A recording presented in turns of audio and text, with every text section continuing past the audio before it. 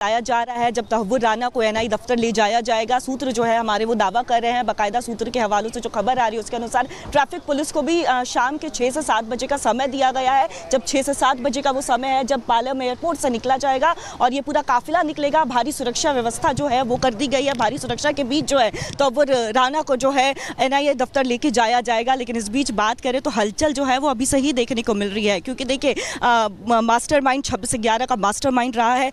भारत को काफ़ी मशक्कत करनी पड़ी है कि जब जो है उसे भारत लाया जाए, सौंपा जाए, तो ऐसे में देखिए तमाम सवाल तो पूछे जाएंगे। लेकिन इस बीच जो इस वक्त की सबसे बड़ी खबर हम रिपब्लिक भारत पर आपको बता रहे हैं उसके अनुसार शाम के 6 से 7 बज सकते हैं जब तहव्वुर राना को यहाँ से जो है पालम एयरपोर्ट ले जाया जाएगा। पालम एयरपोर्ट से जो है माफ़ कीजिएगा एनआईए दफ्तर ले जाया जाएगा। उसके पहले यहाँ पे जो है चूँकि उनका मेडिकल भी कराया जाएगा, सारे प्रोसेस जो है वो फॉलो किए जाएंगे। तो उन तमाम प्रोसेस फॉलो करने में, उन तमाम प्रोसेस को पूरा करने में भी समय लगेगा। तो ऐसे में अगर अभी के समय का बताएं तो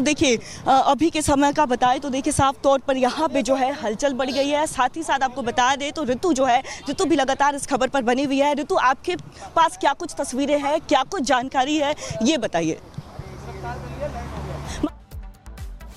बिल्कुल कोमल, आपने बिल्कुल स्पष्ट तौर पर समझाया है कि किस तरीके से यहाँ पर जो टू एंड फ्रो मूवमेंट है, हलचल है, वो किस तरीके से पालम एयरबेस पे इस वक्त नजर आ रही है। मैं तस्वीरों के माध्यम से समझाना चाहूँगी। मैं चाहूँगी इरफान आप दिखाएं तस्वीर। ये निकास द्वार है और इस तरफ एंट्री गेट है जहाँ से लगातार जो मूवमेंट है वो बनी हुई है और इसके साथ साथ सुरक्षा के लिहाज से तमाम इंतजाम जो है वो लगातार यहाँ पर देखने को मिल रहा है। सुबह से ही हम यहाँ पर डटे हुए हैं और सुबह से ही यहाँ पर इस पूरे क्षेत्र को छावनी में तब्दील कर दिया गया। मौका है 26/11 के मोस्ट वांटेड आतंकी तहव्वुर राना को वापसी भारत लाने का और भारत की सरजमी पर वो भारत आएगा। और ऐसे में क्या कुछ परतें हैं और कितनी ये परतें गहरी है, कितनी कड़ियां जुड़ने वाली है, ये तमाम खुलासे जो है वो राणा से होने वाले हैं। इस लिहाज से ये अहम हो जाता है 26/11 का वो हमला जिसके जो जख्म है अभी तक भरे नहीं है, अभी भी वो कुरेदते हैं लोगों को। और इस वक्त यही पालम एयरबेस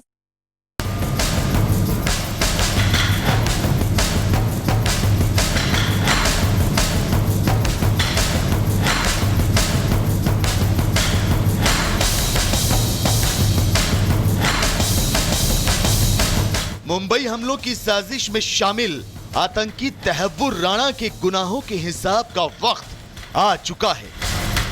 भारत की जेल में तहव्वुर से भारतीय जांच एजेंसियां साजिश की पूछताछ कर उन कड़ियों को फिर से जोड़ेंगी जिनसे इस साजिश के असली मास्टरमाइंड हाफिज सईद और उसके आका पाकिस्तानी सेना को फिर से बेनकाब किया जा सके। भारतीय जेल में तहव्वुर राणा से खुफिया एजेंसियों के अफसर मुंबई हमले की सच्चाई उगलवाएंगे। राणा का मुंबई अटैक में कितना अहम रोल था ये आपको बताएंगे। उससे पहले ये समझते हैं कि आखिर राणा का भारत आना इतना अहम क्यों है और उससे पूछताछ कर भारत को क्या हासिल होगा। दरअसल तहव्वुर से मिले इनपुट के आधार पर पाकिस्तान की खुफिया एजेंसी आईएसआई से इसका सीधा कनेक्शन साबित किया जाएगा। आईएसआई के विदेशों में फैले प्रॉक्सी नेटवर्क के बारे में खुलासा होगा। हमलों के लिए हुई टेरर फंडिंग नेटवर्क का भंडाफोड़ किया जाएगा। दुनिया के सामने हाफिज सईद के खिलाफ मजबूत सबूत पेश किए जाएंगे। राणा की गवाही से डेविड कोलमैन हेडली को भी भारत लाने की कोशिश की जाएगी।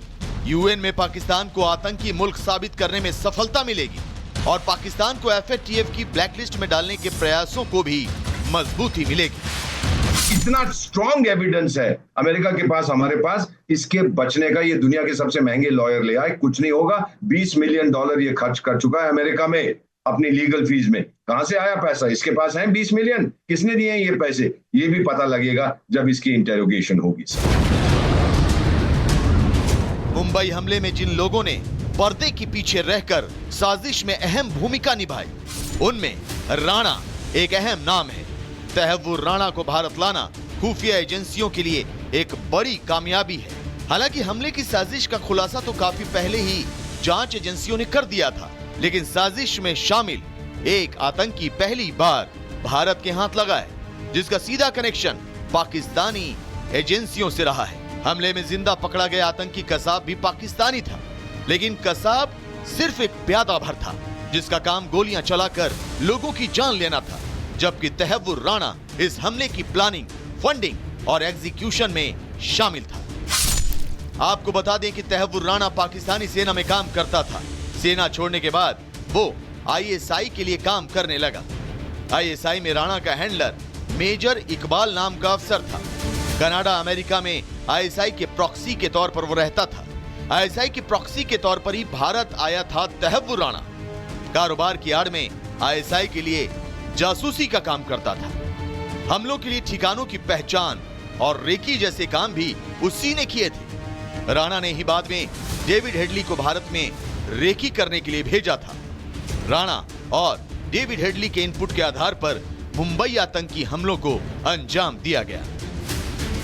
अब आ गया time to face the truth. जिन लोगों को आपने मारा था, जाके ऊपर उनसे माफी मांगे, अपनी हुरें शूरें भूल जाइए। वहां पर भी आपको मार पड़ेगी जहां पर भी आप जाएंगे, क्योंकि 160 170 निर्दोष लोगों को आपने मारा था। भारत में तहव्वुर राणा को कड़ी निगरानी में रखा जाएगा।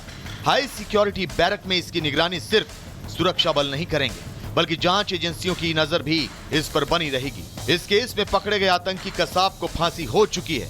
डेविड कोलमैन हेडली उर्फ दाऊद गिलानी अमेरिका की जेल में बंद है, जबकि हाफिज सईद पाकिस्तान में आजाद घूम रहा है।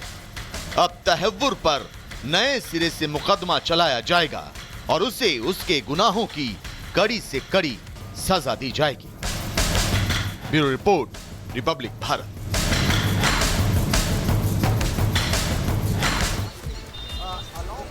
तो आतंकी तहव्वुर राणा, जिसकी कॉलर खींच करके भारत लाया जा चुका है, अब उसे एनआईए गिरफ्तार कर रही है। औपचारिक तौर पर यह गिरफ्तारी हो रही है, थोड़ा वक्त लग रहा है। ग्राउंड जीरो पर रिपब्लिक भारत की सबसे बड़ी टीम मौजूद है। मेरे साथ मेरे सहयोगी एनआईए हेडक्वार्टर से सुमित और जतिन बने हुए हैं, तो वहीं पालम एयरबेस पर मेरी दो सहयोगी कोमल और रितु भी मौजूद है। आतंकी तहव्वुर राणा को अब उसके अंजाम तक पहुंचाने की तैयारी कर ली गई है। जहां एनआईए ने सवालों की लंबी फेहरिस्त तैयार की है, तो वकीलों ने भी कमर कस ली है। रिपोर्ट आपको दिखाते हैं।